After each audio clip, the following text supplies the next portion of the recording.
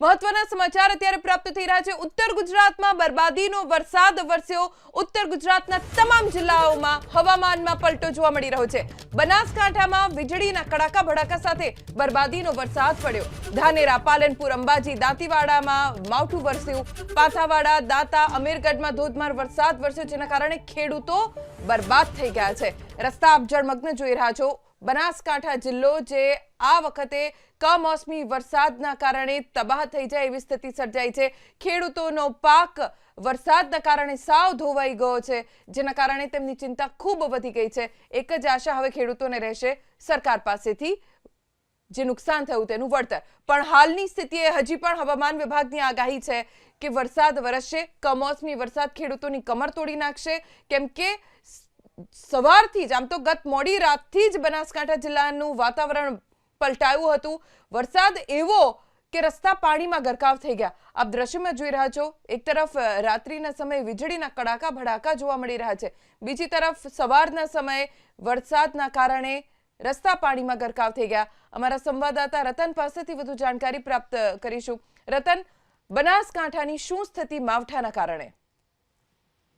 ચોક્કસથી જણાવ્યું કે જે બનાસકાંઠાની મોડી રાત્રે જે વીજળીના કડાકા સાથે પવન સાથે વરસાદ શરૂઆત થઈ છે, તેને લઈને અનેક વિસ્તારોની જે નીચાણા વિસ્તારોની અંદર પાણી ભરાયા હતા। જે અંબાજી, દાતા, વડગામ જે વહિતના વિસ્તારો અંદર જે ખેતી પાકની અંદર બી જે મકાઈનું જે વાવેતર અને બાજરી પડી ગઈ એવી બી ભારે નુકસાનની ભીતિ સામે આવી છે। અત્યારે તમે જોઈ શકો છો પાલનપુરની જે દાતા અંબાજી જતો મુખ્ય માર્ગ છે, તેના પર 3 ફૂટ જેટલા પાણી ભરાયા છે અને વાહન ચાલકો અત્યારે ભારે મુશ્કેલીનો સામનો કરી રહ્યા છે। અત્યારે નીકળવાને જે લોકો છે, જે પાલનપુર શહેરની અંદર જે કામ અર્થે ઓફિસ જતા એ લોકો બી અત્યારે 3 ફૂટના પાણીની અંદર જે પસાર થઈને આવવું પડે, ભારે મુશ્કેલ પડે। અનેક વાહનો અત્યારે આ પાણીને લઈને બંધ પડી ગયા છે અને લોકો અત્યારે જે પાલનપુર શહેરમાં આવવા માટે જે આ પાણીમાં જે અત્યારે જે ભર ઉનાળે પાણીની જે પરિસ્થિતિ છે જોઈને અનેક લોકો અત્યારે પાણીમાં જે દાતા અંબાજી વડગામ જતા લોકો અત્યારે અટવાયા છે અને અનેક નાના મોટા વાહનો અત્યારે બંધ બી પડી રહ્યા છે। તેને લઈને અત્યારે તો ચોમાસા જેવી પરિસ્થિતિ અહીંયા સામે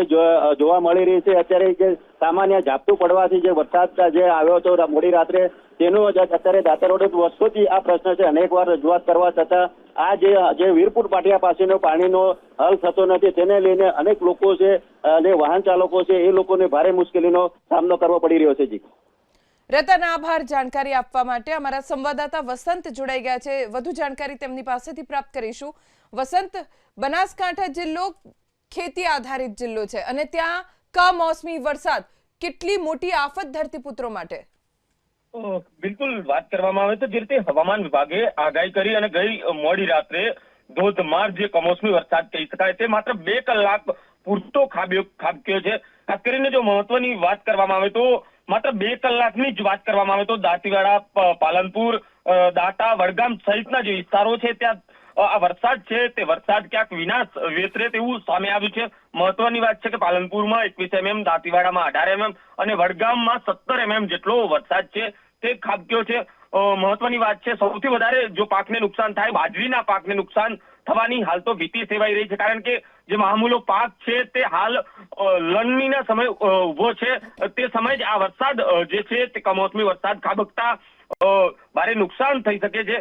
સાથે સાથે ભારે પવન અને વીજળીના કારણે, ચમકારના કારણે જનજીવન પણ પ્રભાવિત જોવા મળી રહ્યું છે। મોડી રાતથી આ વરસાદ છે ત્યાં ખેડૂતો માટે માઠા સમાચાર લઈને આવ્યો હોઈ શકે, કારણ કે જે રીતે વહેલી સવારથી પણ ગમગીની ભર્યું વાતાવરણ જોવા મળી રહ્યું છે, એટલે ચોક્કસ જે રીતે હવામાન વિભાગે આગાહી કરી તે પ્રમાણે જ 8 તારીખ સુધી વરસાદ વરસી શકે છે। જી વસંત, આભાર જાણકારી આપવા માટે।